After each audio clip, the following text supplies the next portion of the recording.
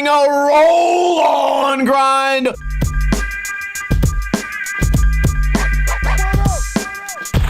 What is going on, guys? Welcome to another episode of Ninja Review. Today we are reviewing Dime Glory Challenge 2025 on the Thrasher Magazine YouTube channel. A link to this video will be in the description below. I'm sure all of us have already seen the highlights of this event on Instagram, but I was waiting to review the Thrasher recap because they do such a good job with these videos. Rewind and play. I feel like this might be the most entertaining contest style we've ever seen. It's kind of like Casso with the unique sort of circus obstacles, but it still involves skateboarding skill, and they're able to make the event itself more than entertaining with flips and fire and great announcing and really cool seating and unique obstacles that no one knows about beforehand. Switch hard flip down, wacky inflatable arms, fake style. They make the rail even longer. And what Dime Glory Challenge does well is they make the obstacles more and more crazy than you would expect. Every time you see this obstacle gets bigger, you say to yourself, well, it's not gonna get bigger now. It's not gonna get bigger now. And it does, and it does, and it does. And they do this over and over again. 180 nose grind from Jamie Foy, rolling down switch, no fake steez, no inflatable arm style. We get a kickflip front grind into the rail. I do wanna know your guys' opinions.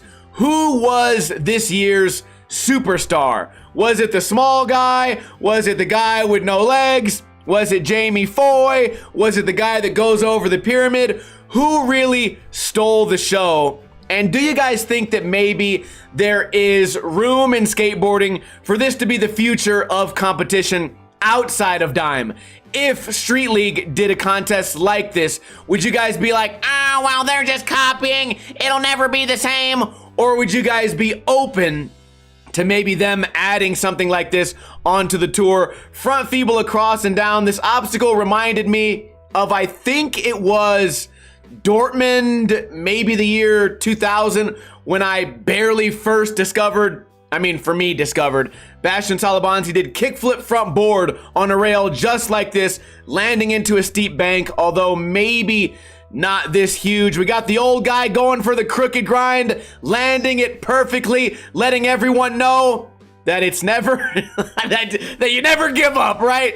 We get the back lip. It's cool to see Sheckler in a contest like this as well, because you got to remember, at one point Sheckler was larger than life. He was up there with Bam Margera and Rob Dyrdek, and to see him still being able to skate competitively and not just skating his cherry-picked spots, showing up to an event where you don't know what's gonna happen, I feel like that kind of applies to everyone at this event. They just show up, they don't know what to expect, not everyone's gonna be able to have their special trick, and there's not always an option to just roll down a hill. And then you got this guy who could not join the contest until he told his parents he was gay. I think they actually made him do that on the phone. He had to call over the loudspeaker. Here he goes.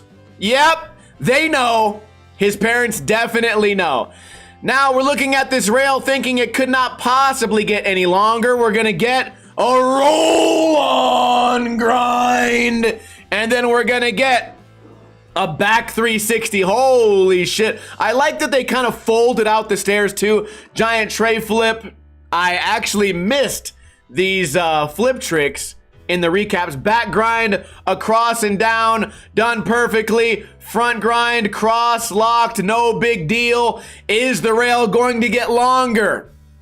You may be saying to yourself, no way. 5-0 across and down. Elijah eating shit. He goes, oh my God, I gotta get up there and do it again. Board slide. What are you thinking? He almost lands it to Fakey. I saw this, breaks his tailbone. Possibly. Now we got this guy. No legs, no problem. Still jumps onto the rail. We got Curran, Smith grind. Everyone else was afraid. Kind of surprised we didn't see a little kid doing a feeble grind on this. We get the 5-0 across and down, but his tail touched on the 5-0. I know. You guys hold different skaters to different standards, and you know what? There's nothing wrong with that. It's been going on forever. Who's gonna be the one to jump onto the rail for real without doing a roll-on grind? Holds on until the end. Will he go all the way? He does it. Look at the size of this crowd. There's not a bad seat in the entire house.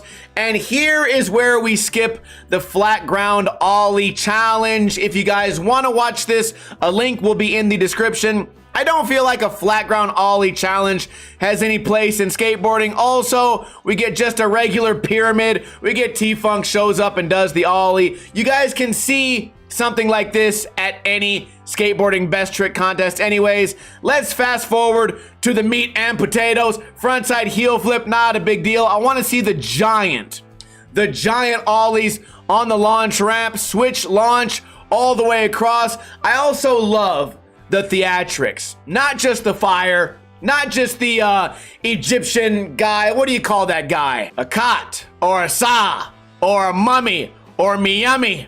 Something like that. I just like that there's a theme, and it doesn't even necessarily have to be consistent. Very cool flip grab over the mummy. I feel like there's another word for that, and I'm not sure what it was. We get Frankie ollieing over and across. They love Frankie in this event, and it wouldn't surprise me if some of you guys said that he was the star of the show, because I think he had a trick on every single obstacle, which I would imagine can get kind of rare. We get another flip grab. At this point, these guys are almost launching to flat. So you're watching this event, looking at how high they're going, but the higher they go, the further they end up going, and then the lower they end up landing, which makes the trick exponentially crazier the more that they raise the mummy. By the way, did you guys like that movie, The Mummy? I guess I can see how this would get kind of repetitive, but you watch, Dodgeball. Okay, this is gonna be a fast forward too. You watch like X Games where it's like the high air section. That's usually where they play the most commercials because people are gonna wanna go get a snack. Did I just see a trick that I did in a 2009 video? Park video, Frankie again, ollie over. I do love to see how these different guys attack the smaller obstacles. We have a spine, right? But it could also be a launch across. It could also be, as Sheckler used it, a spine to slide with. And the fact that everyone kind of has something to offer is really cool. I like about this contest, I mean, of course, as I say that there's not a lot of people that showed up here hoping to land their first ever like varial flip. Everyone in this contest kind of belongs there. And if you remember back when Phelps was doing the big 4 block, Wallenberg, I think, he was actively kicking people out. If you showed up to that spot to do an indie down the stairs, he would get on the mic and say, "Get the fuck out of here. There's people trying to frontside flip." And I feel like that's the situation here. There's a lot of little 8-year-olds that could have showed up right here with pads on and still got up to this height of a spine, but no one wants to see that. That's the bottom line. This is an event for the people. No one wants to see the 9-year-old who just learned how to go over like an 8-foot spine, and now it's his first time going over the 9-foot spine. What was that guy thinking? That would be a guy right there that fell to flat. That would be the first guy that I say, hey, maybe have a seat on the couch. I don't think you're ready for this obstacle yet. Skate within your abilities. I do think it was a great idea that they saved this event for last because it builds the most hype until you let the chick skate. We're going over. I also love that it was 2 people, at least 2 people, going over this at its height, at its highest, because if it was only one person, it would take the competitiveness out of it, and it also still opens the opportunity for each skater to do something unique. One guy did a board stall, one guy did the tail stall. And what a great way to end an insane competition. What do you guys think they could have possibly done better? Except that to make this a more entertaining event, I would say almost nothing. Also, I appreciate that Thrasher does such a great job covering these events. If you would like to watch the flat ground ollie section or the pyramid section, remember a link to this video will be in the description below. The video is a 10 out of 10. More so, the event is a 10 out of 10, and they have been doing this for a long time, but I think it's even more impressive that they've managed to keep this event fresh and unique every time, because you fall into the trap of every year, every event, we have to go bigger, we have to go crazier, we have to top what we did last year. And that's got to be very difficult, and they're doing a great job of that. Great video, great event. I upload a video on this channel every single day. Subscribe if you want to, and I will see you guys tomorrow with another video. Kuna Matata.